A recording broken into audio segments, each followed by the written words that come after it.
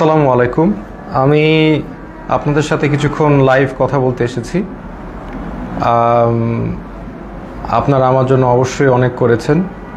আপনারা আমাকে যখন ধরে নিয়ে যায় তখন আপনাদের অবদান অনেক ছিল, এটার জন্য আমি কৃতজ্ঞ অবশ্যই। আমি যেই কারণে আজকে লাইভ করতে আসলাম, যেখানে আপনারা সবাই যেহেতু স্টুডেন্টরা আন্দোলন করেছে আমার পক্ষে, যেটা আমাকে সাহায্য করেছে, আল্লাহ সুবহানাহু ওয়া তাআলা তো সবচেয়ে সাহায্য করেছে, তো অবশ্যই আলেম ওলামারা আমার ব্যাপারে ফেসবুকে অনেক কথা বলেছেন, তার জন্য আমি কৃতজ্ঞ। তো আমি আসলে সবার কাছে কৃতজ্ঞ। অনেক আইনজীবী আমার জন্য দাঁড়িয়েছে, তাদের কাছে আমি কৃতজ্ঞ। এমনকি কিছু পুলিশ আমার নিয়ে তারাও প্রতিবাদ করেছেন যে আমাকে কেন ধরা হলো।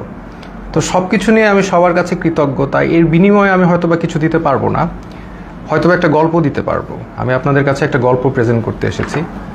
এই গল্পটা আপনাকে শেয়ার করি, ইনফর্মালি কথা বলি।